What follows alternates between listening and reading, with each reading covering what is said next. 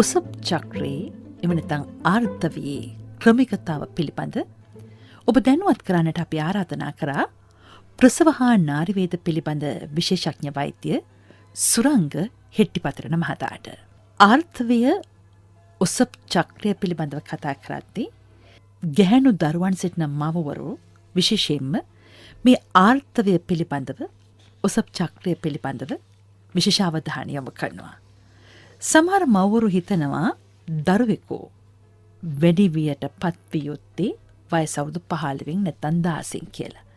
තවත් අය හිතනවා අවුරුදු 9 10න් වැඩිවියට පත්වීමත් යහපත් කියලා. ඉතින් ගැහැණු දරුවෙක් ඇත්තටම වැඩිවියට පත්වීමේ කාල සීමාවක් තියෙනවද වයස පිළිබඳව අවධානය යොමු කරද්දී? අයිබෝන් ඇතරම අපි ගත්තොතින් දැන් ගැහැණු දරුවෙක් වැඩිවියට පත් වෙන්න වයස් කාලයක් තියෙනවා. ඔයා කිව්වාගේ දැන් සමහර කට්ටිය අඩු වයසෙන් වෙනවා. ඉතින් අඩු වයසෙන් වෙන එකත් අපි දැන් අපි සාමාන්‍ය දල වශයෙන් වෙන වයසවල ගත්තොතින් අපි දන්නවා ආර්ථවය කියන්නේ ප්‍රථම සුද්ධ වීම හැදෙන එක ක්‍රියාකාරීත්වයක් විතරයි.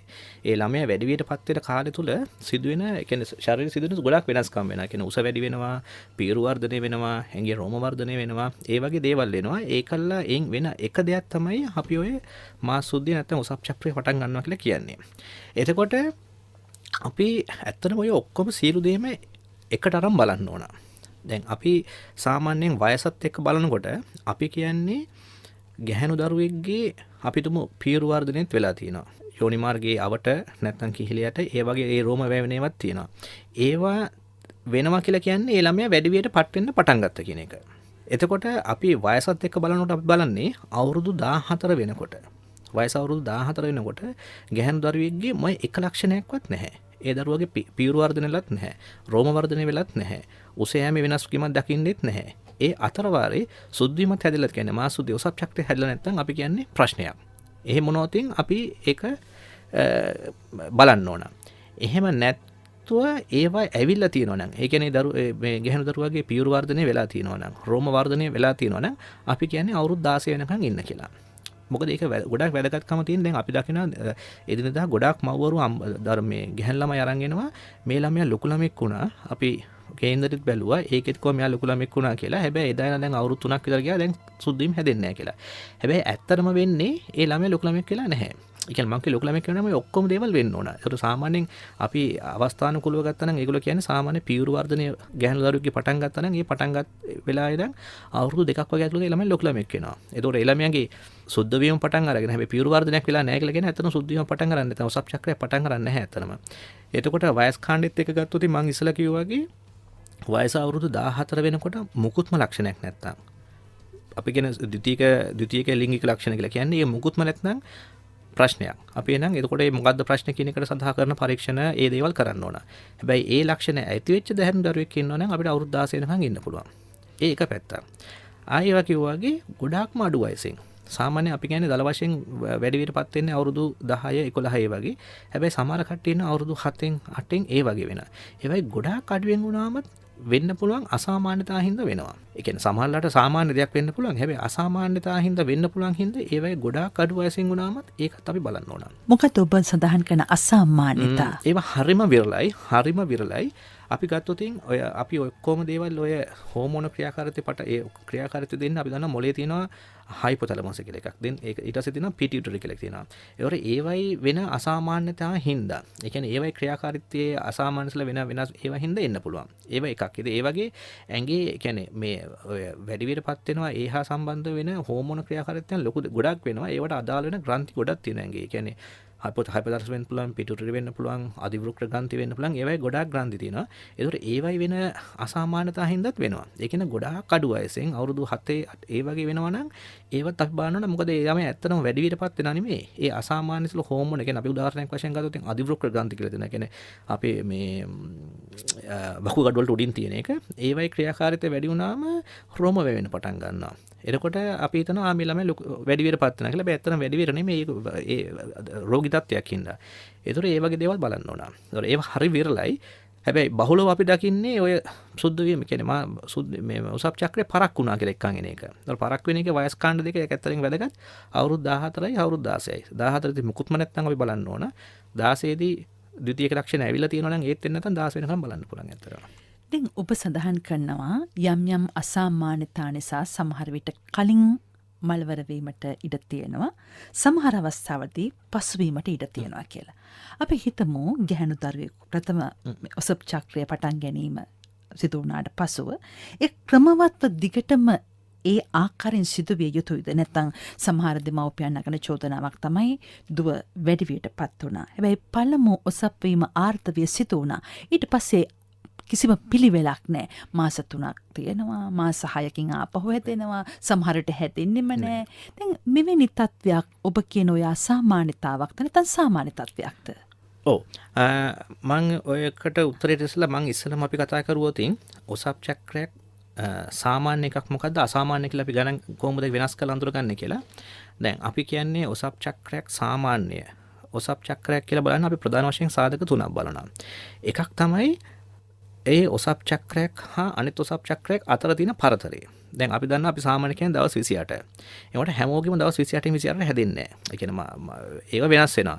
එතකොට ඒකේ පරාසය අපි කියන්නේ දවස් 21යි 35යි අතර. ඒ කියන්නේ සමහර ගැහැණු දරුවෝ ඉන්න ඒගොල්ලන්ට මේ චක්‍රයේ දවස් 21කින් 21කට හැදෙන්න පුළුවන්. සමහර කඩේට දවස් 34කින් 34ට හැදෙන්න පුළුවන්. ඒක නෝම සාමාන්‍ය කියලා ගන්නෙ. එතකොට මේ හැද එකක් හා අනිත් එක අතර තියෙන පරතරය.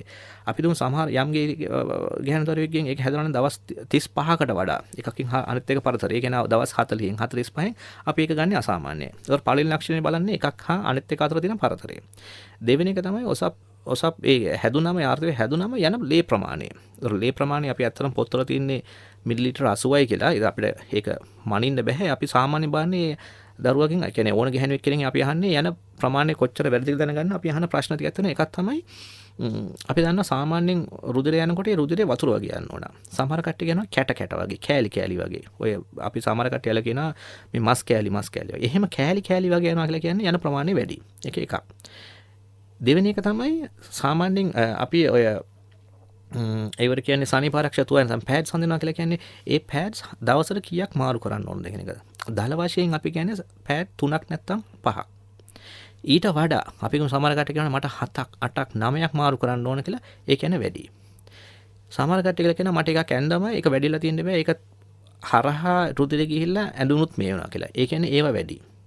ඒක දෙවෙනි එක තමයි ඒ කියන්නේ යන ප්‍රමාණය. ඒතන යන ප්‍රමාණය ප්‍රධාන වශයෙන් බලන්නේ ඒ සනීපාරක්ෂතුවා කීයක් මාරු කරනවද, ඒ කැට වගේ යනවද කියන එකයි. අනිත් එක දවස් කීයක් යනවද කියන එකයි. සාමාන්‍ය දල වශයෙන් අපි කියන්නේ දවස් 3ක් 5ක් අතර ගාණක්. හැබැයි දවස් 7ක් වෙනකන් යනවා නම් ඒක සාමාන්‍යයි කියලා ගන්න. දවස් 7කට වඩා කියන සබ්ජෙක්ට් කියන වාර්තය පටන් ගත්තම දවස් යන ගාන 7කට වඩා යනවා නම් අපි ඒකත් ගන්න අසාමාන්‍යයි කියලා.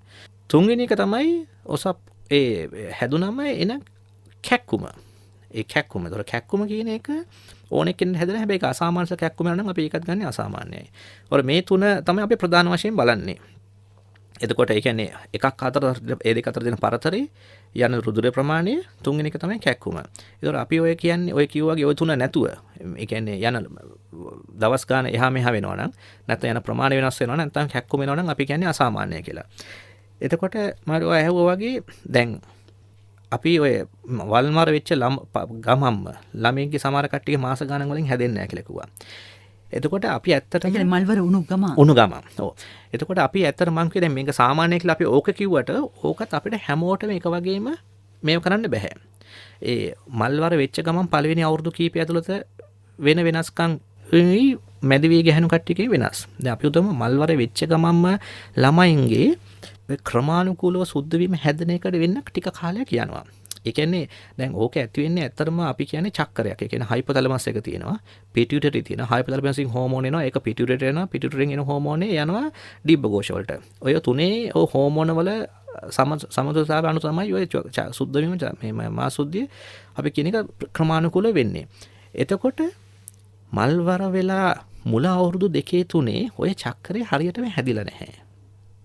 එතකොට ඒ ගැහැණු දරුවන්ට ක්‍රමානුකූලව හැදෙන්න එන්නේ නැහැ. එතකොට ඒගොල්ලන්ට සාමාන්‍ය මාස 2-2කට වගේ මාස 6-6ට ඒ වගේ හැදෙන්න පුළුවන්. ඒකෙන්ට මල්වර වෙච්ච ගමම්ම පළවෙනි අවුරුද්ද නැත්තම් 2 එහෙම වුණාම ගොඩක් වෙලාට ඒක සාමාන්‍යයි.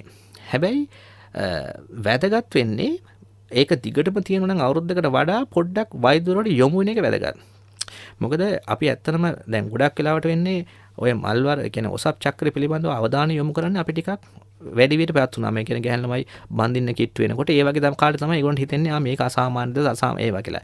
හැබැයි ඔය සමහර රෝගී තත්ත්වයන් නිසා ඔය අසාමාන්‍ය කියන්නේ අපිලිවලට වෙන එක සමහර රෝගී තත්ත්වයන් හින්දා වෙන්න පුළුවන්. කියන්නේ පළවෙනි අවුරුදු දෙක මම කියන උසප් වෙලා කියන්නේ වාර්තා කියන්නේ වැඩි විදිහටපත් වෙලා පළවෙනි අවුරුදු දෙක ඒක සාමාන්‍ය දෙයක් වෙන්න පුළුවන්. හැබැයි අසාමාන්‍ය දෙයක් හින්දාත් වෙන්න පුළුවන්. ඊට පස්සෙත් අසාමාන්‍ය විදිහට වෙන්නේ මොකක් හරි ප්‍රශ්නයක් හින්දා වෙන්න පුළුවන්. ඒ කියන්නේ තරුණ ළමයින්ට අපි හිතනවා මේකට ප්‍රශ්නයක් තියෙන හේතුවක් නැහැ කියලා. එහෙම නෙමෙයි. වෙන වෙන හෝමෝන අසමතුලිතතා හින්දා වෙන වෙන රෝග තත්ත්වයන් හින්දා වෙන්න පුළුවන්. ඒකින්ද දිගු කාලීනව මේක තියෙනවා නම් පොඩ්ඩක් බලලා අසාමාන්‍යතාවයක් නෙමෙයිද කියලා සැක අරගන්න එක වැදගත්. එහෙම දෙයක් නෙමෙයි නම් ගොඩක් වෙලාට මුකුත් කරන්න ඕනේ නැහැ ඇත්තටම ඔකට.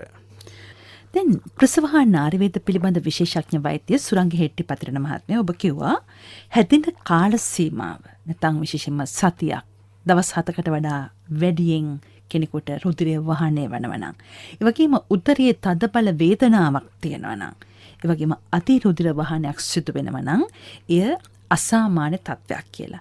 දැන් මේ අසාමාන්‍යතා ඇතිවීමට Tamanගේ පෝෂණ තත්වයනොත් බලපානවද? ඔව් අනිවාර්යෙන්. දැන් අපි දැන් සාමාන්‍ය විවහාරය තියෙනවානේ මහත ගැහණු කට්ටියගේ සුද්ධ මේ සෝසප් චක්‍රය අපිලිවලයි. ඒ ඇත්තටම ඒ වෙන්නේ දැන් ඔය අපේ පෝෂණය වැදගත් වෙනවා කියලා කියන්නේ ඒක. දැන් අපි ඇත්තටම දැන් ඔය මල්වර වෙන එකටත් ඇත්තටම පෝෂණය කියන එක වැදගත්. දැන් ඇත්තටම මල්වර වෙන එකට බලපාන එක සාධකයක් තමයි ඇඟේ බර.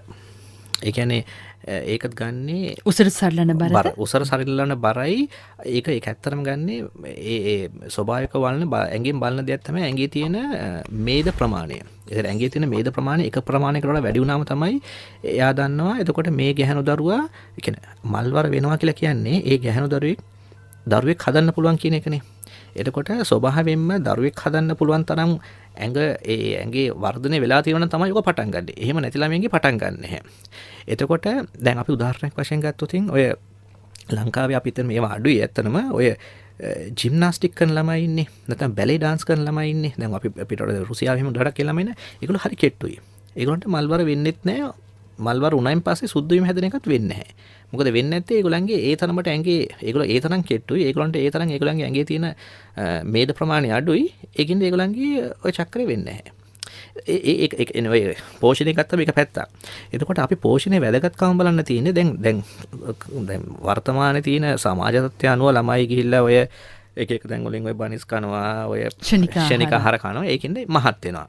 ඒතර අඩු වයසෙන් අවුරුදු 7 8 වෙන්න පුළුවන් ගොඩාක් බර වෙන්න පුළුවන්. එතකොට ශරීරයේ ඔය වයසට වඩා බලන්නේ ඕක බලලා ඒකින්ද ඒක සමහර එක හේතුවක් වෙන ඔය ඔසප් චක්‍රයේ වෙලසෙන් පටන් ගන්න එක හේතුවක් අපි දැන් සමාජය දකින සමහර ළමයි ඉන්නවා වයස අඩුයි හැබැයි උස මහතයි. ඒ ළමයින්ගේ සුද්ධ ඒ කියන්නේ ඔසප් චක්‍රේ පටන් ගන්නවා. ඒ කියන්නේ පෝෂණය වැදගත්. ඒ කියන්නේ පටන් ගන්න කාලේ කියන්නේ ඒ කියන්නේ අසාමාන්‍යසල වේලාසලෙන් හැදෙන්න පුළුවන් අසාමාන්‍යසල ළමයි ඔය මේද අධික තේ ගන්න හින්දා. ඒ වගේම පහු කාලෙදිත් මේද අධික දේවල් ගොඩක් ගත්තම ගොඩක් මහත් වුණාම වෙන්නේ ඔය චක්‍රේ හරි මාසෙන් මාසට වෙන්නේ නැහැ. මාස දෙකෙන් දෙකට තුනෙන් තුනට ඒ වගේ දේවල් තියෙනවා. ඇත්තටම අපිට දැන් වර්තමාන සමාජය ගත්තම ගොඩාක් කාන්තාවන් ඒ ගැහැණු දරුවන් එන ඔය ප්‍රශ්නේ හින්දා. ඒ කියන්නේ ඒගොල්ලන්ට ක්‍රමානුකූල වෙන්නේ නැහැ. බැලුවම ඇත්තටම එක හේතුවක් තමයි ඒගොල්ලන්ගේ ශාරීරික බරය. ඒත් ඇත්තටම පෝෂණය කියන එක වැදගත්. පෝෂණය හා ව්‍යායාමය ඇත්තටම. විශේෂඥ වෛද්‍ය සුරංග හෙට්ටිපතිරණ මහත්මයා ඔබ කිව්වා ඔසප් වීමේ අසාමාන්‍යතාවලට එක හේතුවක් තමයි පෝෂණය. පෝෂණයට අමතරව මොන වගේ කාරණාද මේ ඔසප් වීමේ අසාමාන්‍යතාවලට බලපාන්නේ? ඔව්. ඇත්තට අපි ඒකට යොමු වෙනකොට ඇත්තටම අසාමාන්‍යතාවලට යොමු අනිත් හේතු කියලා ගත්තොත් ඒ ජානමය තත්වෙනුත් බලපානවා. ජානමය තත්වෙන් බලපානවා. ඒ අපි තත්ත්වයන් මොනවාද කියලා ගත්තොත් වයස අනුව වෙනස් වෙනවා. අපි දුමු ගොඩාක් තරුණ ළමයෙකුට ඔස කියන්නේ වැඩි විතරපත් වෙලා පළවෙනි අවුරුදු 5 10 ඒ කාලය ඇතුළත වෙන හේතු එක කාණ්ඩයක් වෙනවා. මැදි වයසේ කාන්තාවන්ට බලපාන හේතු වෙනම තියෙනවා. ඊට පස්සේ ආර්ථවහරණය ලං වෙන්න ඉන්න ගැහණු කට්ටියට බලපාන වෙනම හේතු වර්ගයක් තියෙනවා. අපි ඕක දැන් අපි ගත්තොත් මැදි වයසේ ගත්තොත් අපි දැන් කිව්වා ඔය ගොඩාක් රුධිරය යන්න බලපාන හේතුව තමයි අපි වහල්තන ෆයිබ්‍රොයිඩ් ගෙඩි කියන එක මස් ගෙඩි කියලා හන්නේ. ඒ මස් ගෙඩි අහිංසක ගෙඩි. අහිංසක ගෙඩි. අහිංසකයි. ඇත්තටම අහිංසකයි. ඒ කියන්නේ අහිංසක ගෙඩි කියලා අපි කියන්නේ ඇත්තටම ඒවා පිළිකා තත්ත්වයටපත් වෙන්නේ නැති හින්දා නැත්තම් ගොඩක් ප්‍රශ්න ඇති වෙන්න පුළුවන්. ඒ කියන්නේ අපිටම එකක් තමයි අධික රුධිර වහන. ඒ කියන්නේ අධික රුධිරස ඒගොල්ලන්ට මාස සුද්ධිය හැදුනම ගොඩක් රුධිරය යනවා. කැට කැට වගේ දවස් ගණන් වගේ යනවා. එතකොට ඒව හින්දා වෙන්න පුළුවන්. ඊට පස්සේ තව තත්ත්වයක් තියෙන අහලා තියෙනවද ඔය එන්ඩෝමෙට්‍රියස් නැත්නම් ලේ ගෙඩි කියන කෙනත් එහෙම ආවමත් වෙන්නේ ඒගොල්ලන්ට අධික ලෙස උදර කැක්කුම එනවා. ඒ වගේම යන රුධිර ප්‍රමාණය වැඩි වෙනවා. එතකොට ඒ වගේ මැදි වයසේ කාන්තාවට බලපාන සාධක තියෙනවා. ඒ කියන්නේ රෝගී තත්ත්වයන්. ඒ කියන්නේ ගර්භාෂය හා ඒ වලට තියෙන රෝගී තත්ත්වයන්. and වාර්තව හරණේ ඒ කියන්නේ අපි කියන මෙනෝපෝස් නැත්නම් ආර්තව හරණේ වෙන්නේ ඒ කිට්ටු කාලවල වලදී ඒ කියන්නේ අවුරුදු 50ට ආසන්න. ඒ කියන්නේ අවුරුදු 45න් පස්සේ කියන්නේ 40න් පස්සෙත් කියලා අපි සමහර වෙලාවට ගන්නවා. ඒවට වෙන්නේ තව හේතු තියෙනවා.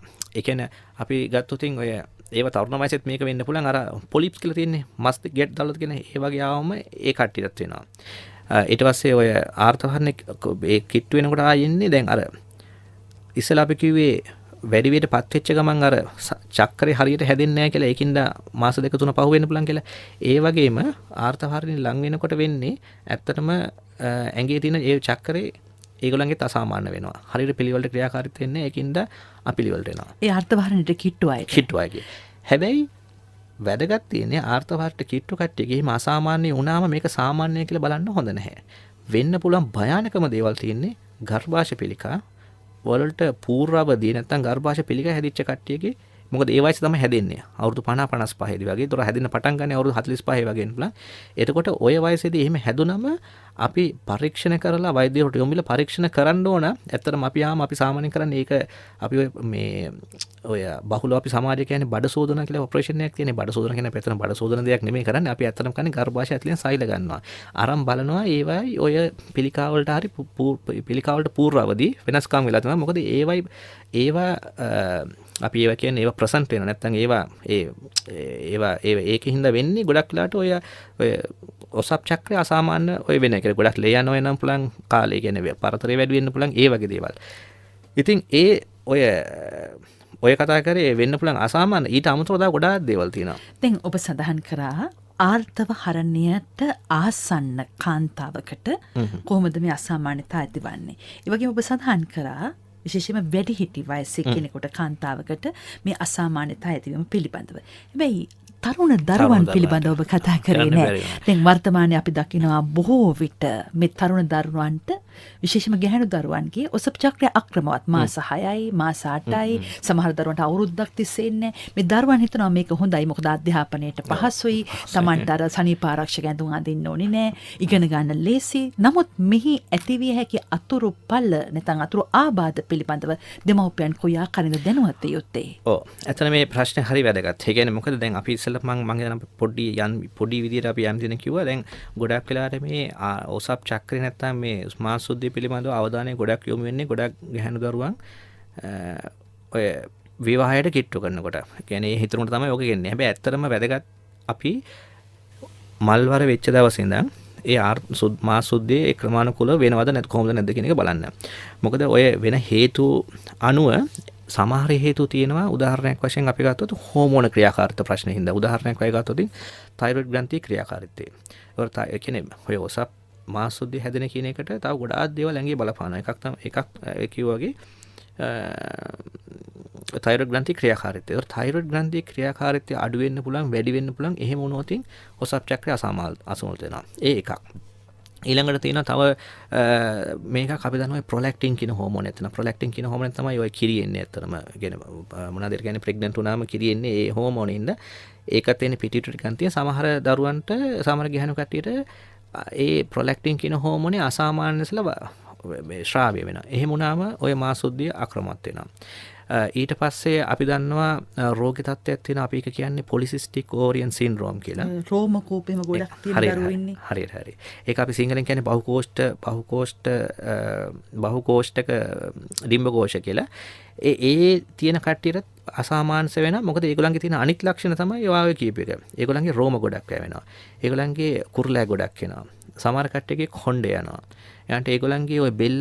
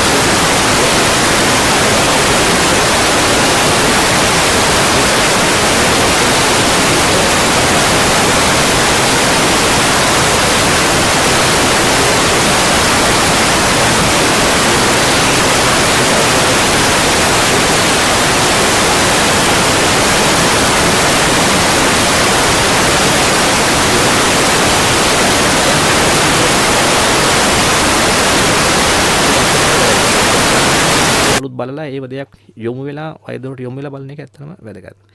ගැහැණු දරුවෙකුගේ නැත්නම් කාන්තාවකගේ ඔසප්වීමේ අසාමාන්‍යතා පිළිබඳව විශේෂඥ වෛද්‍ය හෙට්ටිපත්‍රන මහතා පහදා දුන්නා. ප්‍රශ්න කිහිපයක් මේ අවස්ථාවේ අපට යොමු වෙනවා. අපි කැමැති ඔබේ ප්‍රශ්නය හඳුනා ගන්න. කෙටියෙන් කියන්න. හෙලෝ. මගේ දුව අවුරුදු 13යි. 13 ලබන්නේ මාර්තු වලට. මම මේ තම ටෙන් වෙලා නැහැ. මම ඉතින් අර ටිකක් ඒ ගැන බලන්න කියලා ගියා මේ හඳහන් බලන තැනකට. එතකොට එතෙන්දි කිව්වා එයාට අවුරුදු 12යි මාස දෙකේදී මෙයා ටෙන් වෙලා තියෙනවා. මේ දැක්කේ නැද්ද කියලා. ඉතින් ඇත්තටම මෙහෙම කිසිම සලකුණක් තිබුණෙත් නැහැ. අනිත් එක එයා ස්විමර් කෙනෙක්. හැමතිස්සෙම පූල් එකේ උදේ පාන්දර ඉඳන් ගොඩක් වැඩ ස්විම් කරන එක. එහෙම වෙන්න පුළුවන්ද ડોක්ටර්? දැන් අවුරුදු එකමාරක් විතර පෙන්සස් හැදෙන්න නැතුව තියෙන්න පුළුවන්ද? හරි මෙහෙමයි. දැන් බොරු කියන්න ඕනේ නැහැ. දැන් අපිත් හඳහන් බලනවා. හරිද? අපිත් අපිටම ගියක් හදන්න ගියාම මොකක් හරි වුණාම ඉතින් මගේ දුක වැඩි විදිහටපත් වුණා. එතකොටත් අපි බැලුවා. හැබැයි එකක් හඳහනින් වැඩි විදිහටපත් වුණා නැත්නම් මල්වර වුණා කියන එක කියන්න පුළුවන් කියන එක විද්‍යානුකූලව අපි පිළිගන්නේ නැහැ. කියන්නේ ඒකෙන් බලන්න පුළුවන්ද නැද්ද කියන එක අපි මේකයි. මම කිව්වේ වැදගත් වෙන්නේ මට මං හඳහන කියන එක මං අනන් දාන්න කියන්නේ නැහැ. වැදගත් වෙන්නේ දැන් යා අවුරුදු 13යි දවස් මාස ගාණක් කිව්වනේ. වැදගත් වෙන්නේ මං ඉස්සර කිව්වා වගේ ඔය මුලින්ම ඔසප් ඒ විදීම නැත්නම් ආර්ථව වෙන එක මම නෙමෙයි අනිත් ඒවත් බලන්න ඕන. අර ඔයාගේ දුවගේ පියුරු වර්ධනය වෙලා තියෙනවා නම් එතකොට මොනවාද රෝම වර්ධනය වෙලා තියෙනවා නම් බය වෙන්න එපා.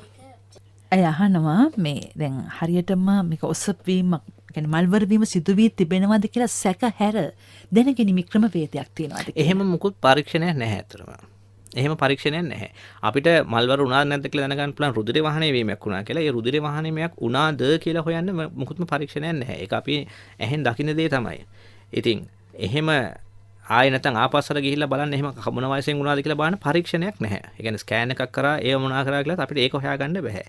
එතකොට මට හිතෙන්නේ වැදගත් වෙන්නේ මං කිව්වේ ඉස්සෙල්ලා මෙහෙමයි. ඒකයි. ඒ ඔයාගේ දුවගේ අරව ඒ කියන්නේ පියුරු වර්ධනයේ රෝම වර්ධනයේ වෙලා තියෙනවා නම් මෙයා වැඩිහිටියපත් වෙච්ච ළමයෙක් වෙන්න පුළුවන්. ඒතකොට ඒ සාමාන්‍යයෙන් වෙන්නේ පියුරු වර්ධනය වෙලා අවුරුදු 1මාරක් දෙකක් වගේ ඇතුළත තමයි වැඩි මේ පළවෙනි රුධිර වහනය දකින්නේ. එතකොට ඔය කියන වයසේදී කියන්නේ අවුරුදු 12 මාරෙදිත් එයාගේ පියුරු වර්ධනයක් වෙලා තිබ්බනම් වෙලා තියෙනවා වෙන්න පුළුවන්. හැබැයි අවුරුදු 12 දී එයාගේ පියුරු වර්ධනයක් මුකුත්ම නැහැ. අර පොඩි ළමෙක් වගේ හිටියනම් ඒක වෙලා තියෙන විදියක් නැහැ. මොකද ඒක ඔය ඕනම ගැහැණුවෙක් දරුවෙක්ගේ ඕක වෙන්නේ එක ක්‍රමානුකූලව. ඒ කියන්නේ පියුරු වර්ධනය වෙනවා, රෝම වර්ධනය වෙනවා, ඊට පස්සේ තමයි රුධිර වහනය වෙන්නේ. එහෙම නැතුව රුධිර වහනය පටන් අරගෙන පස්සේ පියුරු වර්ධනය වෙන්නේ, පස්සේ රෝම වර්ධනය වෙන්නේ එහෙම වෙන්නේ නැහැ. ඔබේ ප්‍රශ්නය යොමු කරන්න කියන්න. අයිබෝනිස් මම අවුරුදු 20ක තරුණියක්. මට මේ පීරියඩ්ස් හැදුනම මේ ගොඩාක් අමාරු වෙන දරා ගන්න බැරි තරම්. පැලන්ඩෝල් බිව්වත් අඩු වෙන්නේ අර මෙෆෙන් කියන වේදනානාශක ඒවත් ගන්න කොච්චර බෙහෙත් බිව්වත් අඩු වෙන්නේ දවස් 3ක් විතර මේ වේදනාව මට කෙලින් වෙන්නවත් බැරි තරම් වේදනාව තියෙනවා. ඉතින් ඒකට මොකද්ද කරන්න කියලා සර්කින් දැනගන්න. ඔව් ඇත්තටම අපි ඔය දැන් සුද්ධ වීම හැදුනම එන කැක්කුමට අපි අපේ භාෂාවෙන් කියන්නේ ඩිස්මෙනෝරියාව කියලා. ඩිස්මෙනෝරියා. එතකොට ওই ඩිස්මෙනෝරියා කියන එක නැත්තම් සුද්ධ වීමත් එක්ක ඇති වෙන කැක්කුම ඉන්න හේතු සාධක ගොඩක් තියෙනවා. එතකොට අපි උදාහරණයක් වශයෙන් ගත්තොත් ඔය ලේ ගෙඩි කියන තත්ත්වය. ඔය අපි කියන්නේ එන්ඩෝමෙට්‍රියෝසිස්. නැත්තම් මොකක් හරි විස බීජයක් ඉන්න ඔය PID නැත්තම් pelvic inflammatory disease ඒ වගේ දේවල් තියෙනවා. හැබැයි ඒ වගේ දේවල් එන්නේ ඇත්තටම ටිකක් මැදි වයසේ කාන්තාවන්ට. අවුරුදු 30 35 ඒ වගේ කාන්තාවන්ට අවුරුදු 20 වගේ ඒත් ගොඩාක් තරුණ ළමයින්ට ඒ වගේ රෝගී තත්ත්වයන් ඒ කියන්නේ ඔය ෆයිබ්‍රොයිඩ් නැත්තම් ඔය එන්ඩෝමෙට්‍රියෝසිස් ඔය කියන තත්ත්වයන් ඇති වෙන්න තියෙන හැකියාව අඩුයි. එතකොට ගොඩාක් වෙලාවට ඒගොල්ලන්ගේ ඔය කැක්කුම කියන එක එන්නේ ඇත්තනම රුධිර වහනය වීමත් එක්ක එක සංඝටක එනවා එළියට. අපි කියමු අපි නිකන් අපේ වචනෙන් කියන්නේ ප්‍රොස්ටාග්ලැන්ඩින් ප්‍රොස්ටාග්ලැන්ඩින් අපිල කියනවා. ඒවා හින්දා තමයි ඔය කැක්කුම එන්නේ. ඒතර රුධිර වහනය වීමක් වෙනකොට ගර්භාෂය පොඩි හැකිලීම් ගතියක් එනවා. ඒකින්ද වෙනවා. එතකොට එක පැත්තක් හොඳට තියෙන්නේ ඔයාගේ දැන් ඔයාගේ සුද්ධ වීම මම හිතන්නේ මාසෙන් මාසෙට පිළිවෙලට වෙනවා ඇති. අනිවාර්යෙන්. එහෙම මාසෙන් මාසෙට පිළිවෙලට සුද්ධ වීම හැදලා කියලා කියන්නේ බිත්තර හරියට මාසෙන් මාසෙට මෝරුණා කියන එක. එහෙම කට්ටියගේ ඇඟේ හෝමෝන ක්‍රියාකාරීත්වයේ හින්දා සමහර කට්ටියට ඕක වෙනවා. එතකොට දැන් ඔයාට තියෙන්නේ ඒකින්ද තියෙන ප්‍රායෝගික ප්‍රශ්නයක් නේ. ඒකින්ද ගොඩාක් කැක්කුම එනවා. ඒකින්ද පන්තියට යන්න බෑ. ඒ වගේ දේවල් නේ කිව්වේ. ඒකට කරන්න පුළුවන් දේවල් තියෙන්නේ දැන් ඔය ඔයා පටන් ගන්න එක දෙයක් තමයි මෙෆන් කියන එක. මෙෆන් කියන එකෙන් අපි ඒකෙන් ගත්තම සමහර කට්ටියට මෙෆනිමික් ඇසිඩ් කියන එක ගත්තම අඩු වෙනවා. රුධිර වහනේ වැඩිවීමත් එක්ක නම් අපි තව පෙත්තක් තියෙනවා ඒකත් පටන් ගන්නවා. වේදනා නාශක ඖෂධ ලබා ගත්තත් අඩුවක් නැහැ කියලා කිව්වා. ඔව්. එහෙම නැත්තම් ඕක ගොඩාක් වාට ප්‍රශ්නයක් නම් අපි යන්නේ ඊළඟ. ඒ කියන්නේ ඊළඟට දෙන ප්‍රතිකර්මය තමයි අපි ඇත්තටම දෙන්නේ හෝමෝන පෙති. අපි ඇත්තටම දෙන්නේ සාමාන්‍ය හෝමෝන පෙති කියලා අපි බහුලව දෙන්නේ ඔය මේ උපත් පාලන පෙති જાති තියෙනවා. අපි ඇත්තට මම ඉස්සලා කිව්වේ දැන් ඕකේ ඔය ගොඩාක් කැක්කොමෙන් එකේ හොඳ පැත්ත තියෙනවා. අපි දන්නවා ඒ දරුවගේ ඔය වගේ බිත්තර මෝරණ එක හරියට වෙන. ඒ බිත්තර මෝරණ හින්දා එන හෝමෝන හින්දා තමයි ඔය සමහර කට්ටියට ඕක වෙන්නේ. එතකොට අපි කරන්නේ බිත්තර මෝරණ එක නතර කරලා දානවා తాවකාලිකව. එතකොට අපි දෙන්නේ උපත් පාලන පෙති දෙනවා. උපත් පාලන පෙති දෙන්නේ බිත්තර මෝරණ එක නතර කළා නම් එහෙම වුණාම අඩු වෙනවා. හැබැයි ඕක වඩා වැදගත් කොහොම හරි වෛද්‍යවරයාට යොමු වෙලා ස්කෑන් එකක් කරගන්නවා නම් වඩා හොඳයි. එතකොට මං කිව්වේ වෙන මොන හරි ගෙඩියක් හරි ඒ වගේ දේවල් මොකද හරි කලාතුරකින් තරුණ ළමයින්ටත් එනවා. එහෙම දෙයක් නෙමෙයි කියලා දැනගන්න පුළුවන්. එහෙම දෙයක් නෙමෙයි නම් කරන්න තියෙන්නේ වේදනානාශක වලට අඩු වෙන්නේ නැත්නම් අර කියනවා වගේ අර අපි අර හෝමෝන බෙහෙත් පෙති වලට යන එක. එහෙම ගියාම ගොඩක් වෙලාට ඔය කැක්කම අඩු කරගන්න පුළුවන්.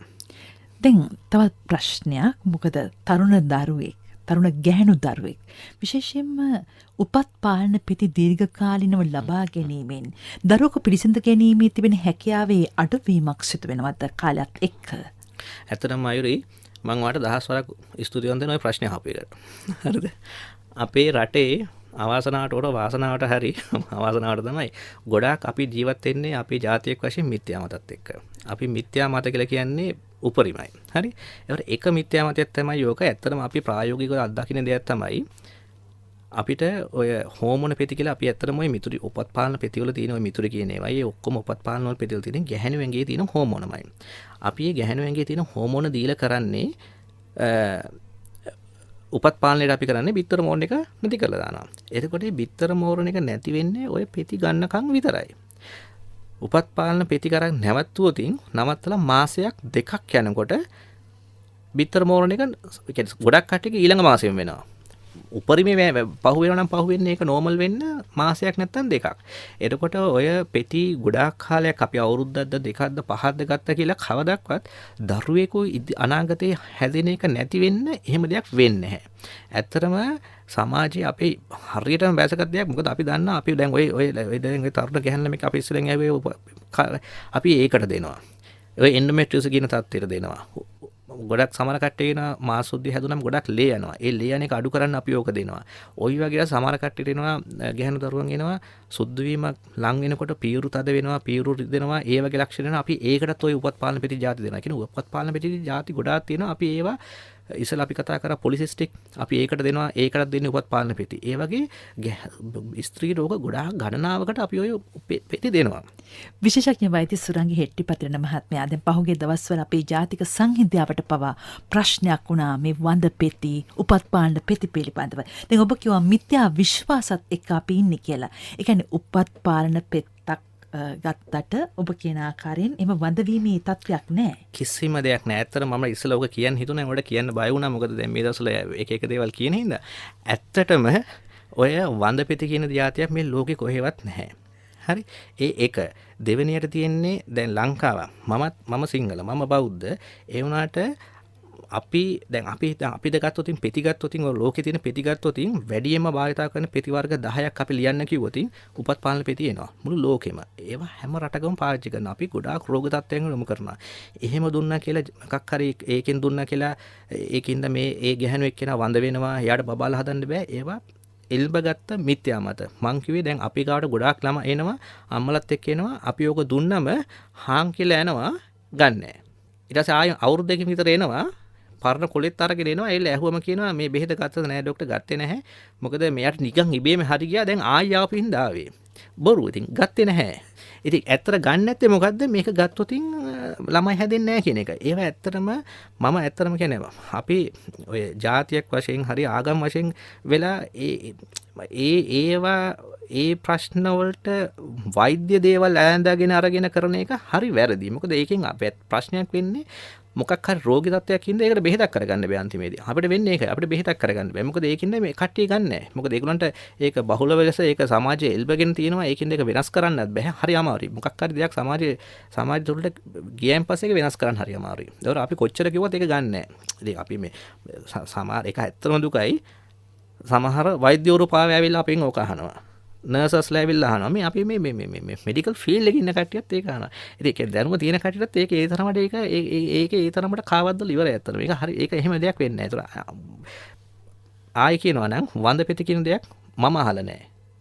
ඕන කෙනෙකුට මේ සර්ච් කරන්න පුළුවන් ඉන්ටර්නෙට් එකේ ඕන කෙනෙකුට තියෙන එහෙම කොහෙවත් නැහැ. දෙවෙනි එක තමයි උපත් පාලන පෙති ගත්තයි කියලා කවදාවත් වෙන්නේ අපි මේ දෙන කාලේ අපි කරන්නේ අපිව ඇත්තටම උපත් පාලන තියෙන්නේ පෙති වල තියෙන හෝමෝන දෙකයි. ඊස්ට්‍රජන් කියන හෝමෝන තියෙනවා ප්‍රොජෙස්ටරෝන් කියන හෝමෝන තියෙනවා. ඒක ගැහැණු ඇඟේම තියෙන හෝමෝන දෙක. අපි මේ දෙකෙන් දීලා කරන්නේ බිත්තර මෝරණ එක ඒ දෙන කාලය ඇතුළත යටපත් කරන එක විතරයි. එහෙම නැතුව ඒක දිගු කාලේ මේකක් නැහැ ඒකේ. තවත් ප්‍රශ්න කිහිපයක් යමුවන් කියන්න.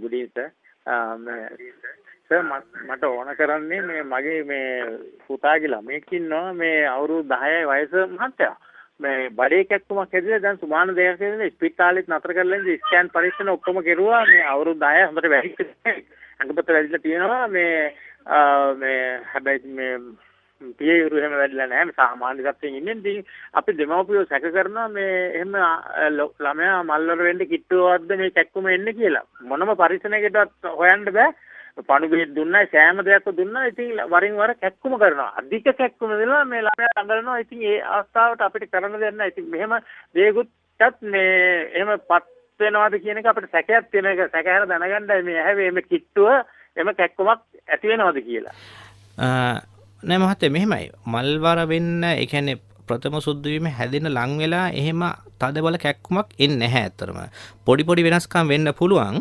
ස්කෑන් පරීක්ෂණයක් කරා කියලා කිව්වද ඒක ස්කෑන් පරීක්ෂණයක් කරා කියලා කිව්වනේ මොකද ඕකේ තත්ත්වයක් තියෙනවා ඒක අපි බලනවා ඒගොල්ලන්ගේ සමහර කට්ටියක වෙනවා ඒ කියන්නේ ඒගොල්ලෝ මල්වර වෙනවා ඒ කියන්නේ ඒගොල්ලන්ගේ වැඩි විරපත් වෙලා ඒගොල්ලන්ගේ මේ රුධිර වාහනේ පටන් ගන්නවා හැබැයි ගර්භාෂයේ ගෙලේ වෙන්න පුළුවන් නැත්නම් යෝනි මාර්ගයේ ඇතුලේ වෙන්න පුළුවන් ඒවයි තියෙනවා අවහිරතාවයන් ඒ කියන්නේ ඒවට අපි කියන්නේ සෙප්ටම් කියලා කියන්නේ මේ හැදිච්ච නිකන් බිත්ති වගේ තියෙනවා ඒකෙන්ද ලේ එළියට එන්නේ නැහැ ඒ කියන්නේ ලේ ඇතුලේ එකතු වෙනවා එහෙම වුණාම ඔය කියන වගේ තද කැක්කුමක් එනවා ඒක එන්නේ හැම මාසෙම එක දවස් කීපයක් යනවා ඊට පස්සේ අඩු වෙලා යනවා ආයෙ එනවා ඒ වගේ තත්ත්වයක්ද දන්නේ නැහැ ඒකින්ද ඒ වගේ දේවල් ඇත්තටම ඔය ස්කෑන් වලටදී මුලම අවස්ථාවේදී අහුවෙන්නේ නැහැ ඉතින් ඔය කියන වගේ තදබල කැක්කුමක් කරන සාමාන්‍යව MRI කියන පරීක්ෂණයක් කිරීමේ වැදගත්කමකුත් තියෙනවා එහෙම දෙයක්ද දන්නේ නැත්නම් සාමාන්‍ය මල්වර වෙන්න ලං වුණා කියලා එහෙම තදබල කැක්කුමක් ඉවසන්න බැරි කැක්කුමක් එන්නේ නැහැ ප්‍රසවහා නාරිවේද පිළිබඳ විශේෂඥ වෛද්‍ය සුරංග හෙට්ටිපතිරණ මහතා දැන් පිළිතුරු ලබා දෙන්නේ ඔබේ ප්‍රශ්නෙට කියන්න. අයිබෝන් වෛද්‍යතුමනි මගේ වයස අවුරුදු 60යි. මට දැන් මාස 6කට වගේ උදේදී යෝනි මාර්ගයෙන් දියරයක් වගේ පිට වුණා. ඉතින් චුට්ටක් මේ පිළිකුලක් වගේ තිබුණා. ඉතින් මේ මම බෙහෙත් අරගත්තා කීප වතාවකම. ඉතින් බෙහෙත් වලට දියර පිට වෙන එක හොඳ වුණා. දැන් යටිබඩ කැක්කුමයි මේ සාමාන්‍ය දෙවදේ වැඩ කරනකොට හරි කැක්කුමක් දානවා මේ දකුණු පැත්තේ තමයි වැඩිපුර කැක්කුම් දාන්නේ මට ඉතින් දැනගන්න ඕනේ මොකද්ද හේතුව කියලා. ඔව් වැදගත් ඒ ප්‍රශ්නේ හරි වැදගත්. අවුරුදු 60යි යෝනි මාර්ගයේ කියන ශ්‍රාවයක් ආවා කියලා. ඇත්තටම කියන්නේ ඔසප් චක්‍රය නැවතුණායින් පස්සේ ආර්තවහරණය නතරුණායින් පස්සේ ලක්ෂණ දෙකක් තියෙනවා ගැහැණු කට්ටිය මොකක්ද ඒකට කියන්නේ සැලකිලිපත් වෙන්න පුළුවන්. එකක් තමයි මොනම හරි අවස්ථාවක ආයි ලේ ගියොතින්. ඒ කියන්නේ ආර්තවහරණයට පත් වුණාන් පස්සේ ආයි ලේ ගියොතින්. ඒක දෙවෙනි එක තමයි අසාමාන්‍ය ලෙස එන යෝනි මාර්ග ශ්‍රාවය. දැන් ඕන ගැහැණුවෙක් කෙනෙක්ගේ යෝනි මාර්ගයෙන් ශ්‍රාවයක් කියන එක සාමාන්‍යයි. ඒ කියන්නේ ගැහැණු දරුවෙක් උප්පත්තියේ ඉඳන් මරණකම් යෝනි මාර්ගයේ ශ්‍රාවයක් වෙනවා. ඒක ඒ වයසත් එක්කයි ඒකත් එක්ක අනුව අඩු වැඩි වෙනවා. හැබැයි සාමාන්‍ය ශ්‍රාවයක් ඕනෙක් කෙනෙක් වෙනවා. ඉතින් හැබැයි අසාමාන්‍ය ශ්‍රාවයකුත් ආවම අවුරුදු ඒ කියන්නේ මොනවාද 60යි. ඔව් 60 අනතුරුව. සුද්ධිම ඒ කියන්නේ ආර්තවහරණයෙන් අනතුරුව බලන්න ඕන දේවල් දෙකක් තියෙනවා. එකක් තමයි ප්‍රධාන වශයෙන් රුධිරේ ගියාම ගර්භාෂය පිළිකා හින්දා වෙන්න පුළුවන්. බය කරන්න නෙමෙයි කියන්නේ වෙන්න පුළුවන්. නැත්නම් ගැප් ගිල පිළිකා හින්දා වෙන්න පුළුවන්. මොකද ගැප් ගිල පිළිකාව තමයි අපි ප්‍රධාන වශයෙන් සැක කරන්නේ. මොකද ඒකේ සමහර දේවල් තියෙනවා. එහෙම වුණාම දැන් යෝනි මාර්ගය අපි කොයි ශ්‍රාවයක් කියන ශ්‍රාවයේනේ ගර්භාෂ බිත්තිය ඇතුලෙන් හැමතැනින්ම එනවා. ඒතර ඒ වගේ දෙයක් හින්දා ඒවා එකතු වෙලා එකපාරට ගොඩාක් වගේ එනවා. සමහර කට්ටියගේ හැදෙනවා ඒකින්ද ඔය හැරෝ වගේත් එනවා. ඉතින් ඒකින්ද ඒ වගේ දෙයක් තත්ත්වයක් තිබ්බනම් ඔය ප්‍රධාන අපි පරීක්ෂණ දෙකක් කරන්නේ. එකක් තමයි බඩ සෝදනවා කියලා කරන්නේ. අපි ඒක කරනවා. පැප් පරීක්ෂණය කරනවා. ඒ දෙක කරාද දන්නේ නැහැ. ඒ දෙක කරා නම් බය වෙන්න ඒව දෙක කළා නෝමල් කියලා කියවනම් බය වෙන්න දෙයක් නැහැ. හැබැයි නැත්තම් අසාමාන්‍ය ශ්‍රාවයක් ඒ වගේ දෙයක් තිබුණා නම් ඒ දෙක කළේ යුතුයි කියන එක තමයි මගේ හැඟීම. විශේෂඥ වෛද්‍ය සුරංග හෙට්ටිපතිරණ මහතායි අද සතියේ වෛද්‍ය සායනෙන් ඔබ දැනුවත් කරන්නේ. ඔබ කිව්වා මේ පැප් පරීක්ෂණය කිරීමේ වැදගත්කම පිළිබඳව ඔබ සඳහන් කරා. දැන් විශේෂයෙන්ම පැප් පරීක්ෂණය කරන්නේ විශේෂයෙන්ම විවාහක කාන්තාවන්ට.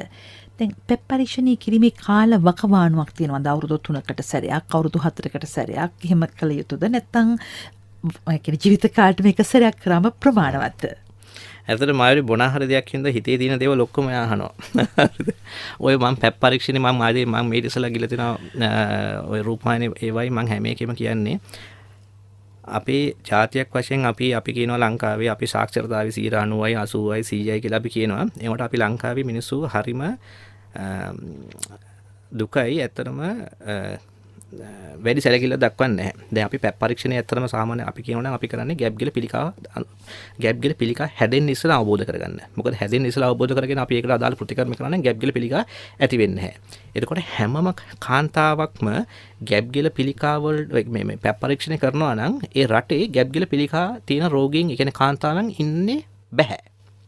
දැන් උදාහරණයක් වශයෙන් ගත්තොත් ඉංගලන්තේ එහෙ ගැප් ගිල පරීක්ෂණ අවුරුදු 3 අනිවාර්යෙන් කරන්න ඕන. ඒකින්ද ඒගොල්ලෝ දැකලා ඒගොල්ලෝ ඒ බැලුවම ඒගොල්ලන්ට දැකලා තිනවා පහුගිය අවුරුදු 20 30 ගත්තම ගැප් ගිල පිළිකා හැදීමේ ඒ ප්‍රවණතාවය ශීඝ්‍ර ලෙස අඩු වෙනවා. ඒගොල්ලන්ගේ ගැප් ගිල ඒ පැප් පරීක්ෂණ කියන එක ගැහැණු කට්ටියකින් 90ක් මුළු ජනගහනයේ 90කට වඩා කරනවා. අපේ ලංකාවේ 5% කරන්නේ. ස්වනාරි වෛද්‍යසායන වල නොමිලේ පවා නොමිලේ අපේ තියෙන හැම MOH ක්ලිනික් එකම තියෙනවා. MOH එකේ තියෙන වෙන ක්ලිනික් තියෙනවා, ඒවයි තියෙනවා. ප්‍රධාන රෝහල් හැම එකෙම තියෙනවා. ඔය පැප් පරීක්ෂණ කියන එකට විනාඩි 5ක් යන්නේ මොකක්වත් ඔය සීරියති කරන දේවල් කරන්නේ ක්ලිනික් එකට ආවක් කරා ගියා නොමිලේ කරලා දෙනවා. ඒත් 105කට වඩා අඩු ප්‍රතිශතයක්. ඒ කියන්නේ ලංකාවේ මට මතක ඇරෙද්දී 2000 අවුරුදු කීපයක් ඇතුළත ඉස්සර කරපු පරීක්ෂණයක් තියෙනවා. ඒකෙන් කරලා 105කට අඩුයි. ඒකින ලංකාවේ මොකද්ද වෙන්නේ?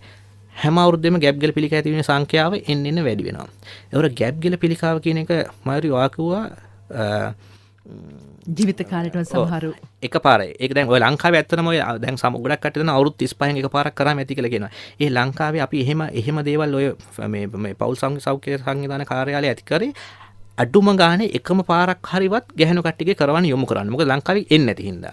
ඒවර වෙන්න ඕනේ ඇත්තටම ගැහණු කට්ටිය බඳින එක නෙමෙයි වැදගත්. ලිංගිකව එකතු වීමේ ක්‍රියාකාරීත්වය පටන් ගත්ත දවසේ සිට අවුරුදු 3කට පාරක් අවුරුදු 60 වෙනකම් කරන්න ඕන. අවුරුදු 3කට පාරක් අවුරුදු 60 වෙනකම් ලිංගික ක්‍රියාකාරීත්වය පටන් ගත්ත දවසේ ඉඳලා. ඒ පැප් පරීක්ෂණ කෙනෙක් කරන්න ඕන. ඒක එක.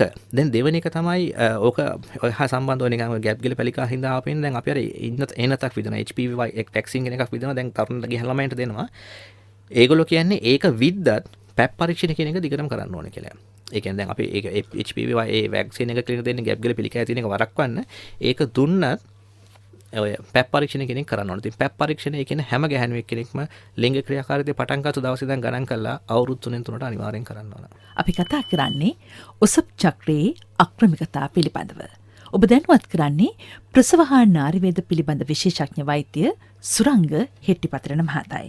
දැන් ඔබ සඳහන් කරා මේ ආර්ථව චක්‍රය ක්‍රමානුකූලව පවත්වා ගැනීමට නැත්නම් අපේ කාන්තාවන් අවධානය යොමු කිරීමේ වැදගත්කම පිළිබඳව ඔබ සඳහන් කරා ව්‍යායාම් කිරීම, ඒ වගේම චර්යාත්මක වෙනස, ඒ වගේම යහපත් හුරු පුරුදු ආහාර රටාව.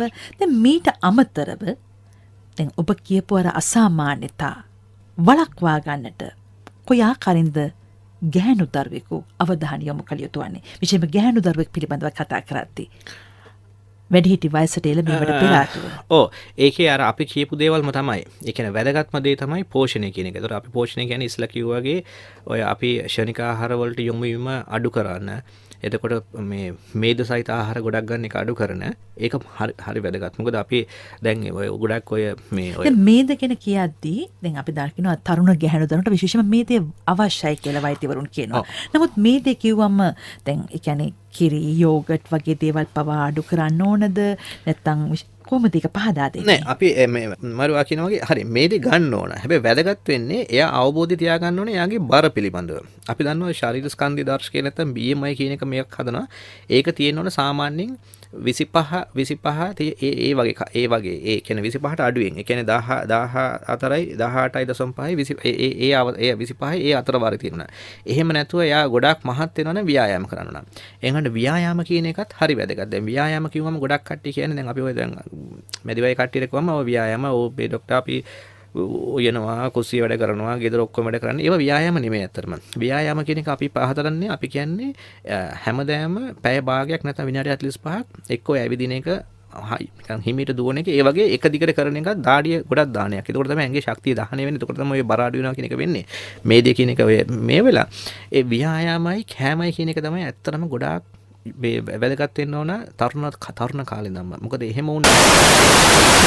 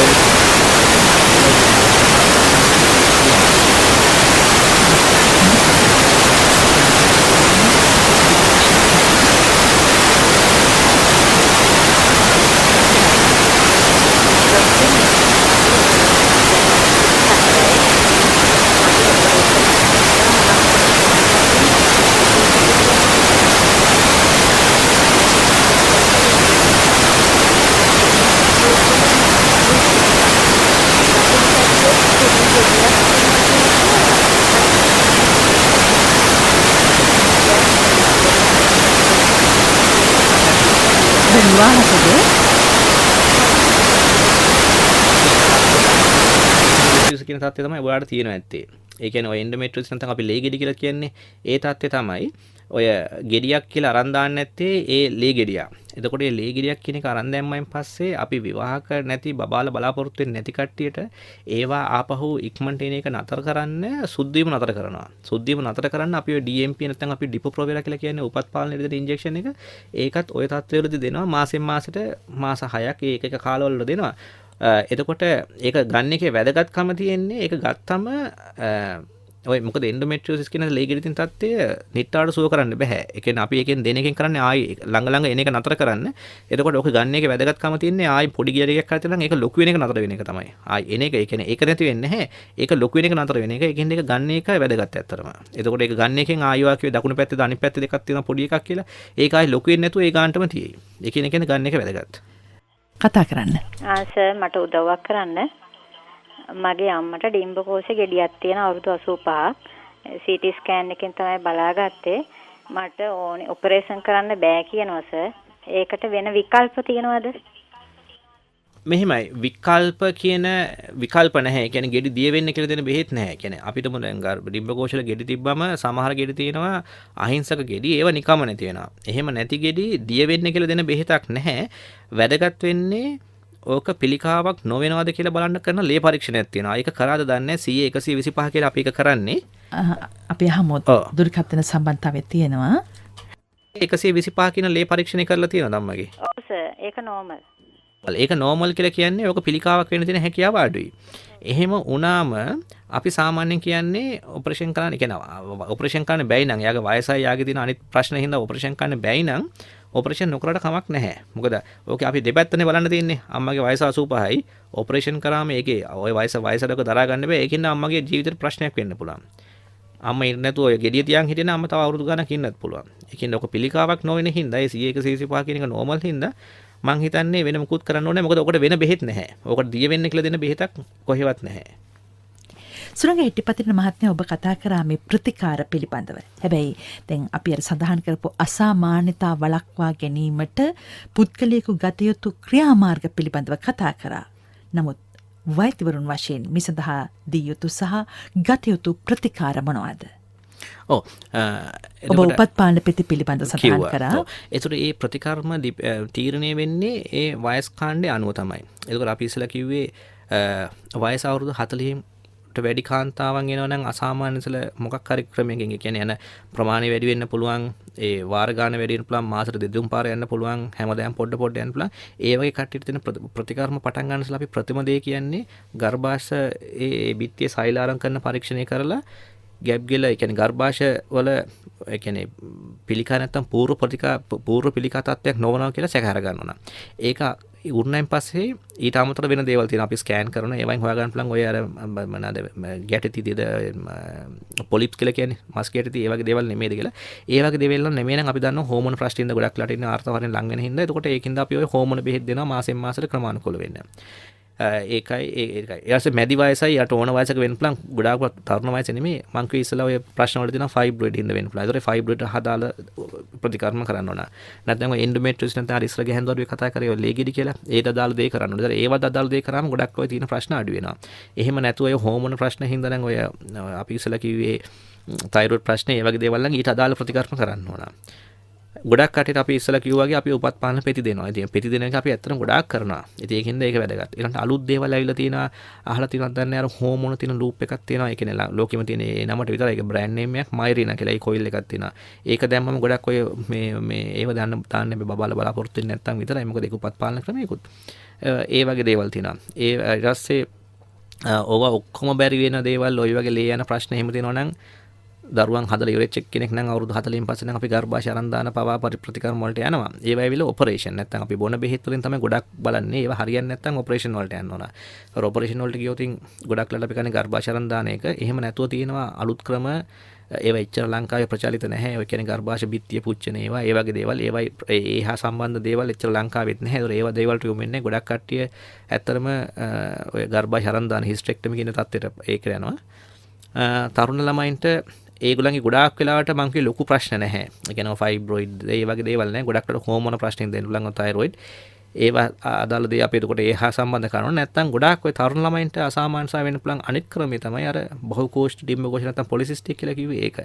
එතකොට ඒගොල්ලන්ට අර ආහාර රටාව වෙනස් කරලා ඒවයි ඒ කියන්නේ ආහාර රටාවෙන් මේ යථා තත්ත්වයට පත් කර ගැනීම හැකියාව තියෙනවද? ඒක පත් කරන හැකියාව කියලා කියන්නේ ඒක අපි සාමාන්‍ය අපේ තියෙන මේවා දෙය තියෙන්නේ ඒගොල්ලන්ගේ බර බලලා කියන්නේ බර වැඩි කාන්තා වැඩි දරුවෙක් කියනවා නම් බර බලලා බර තියෙන බරෙන් 10% අඩු කරෝතින් ගොඩාක් කට්ටියගේ ඔය තියෙන අසාමාන්‍යතාව නෝමල් වෙනවා.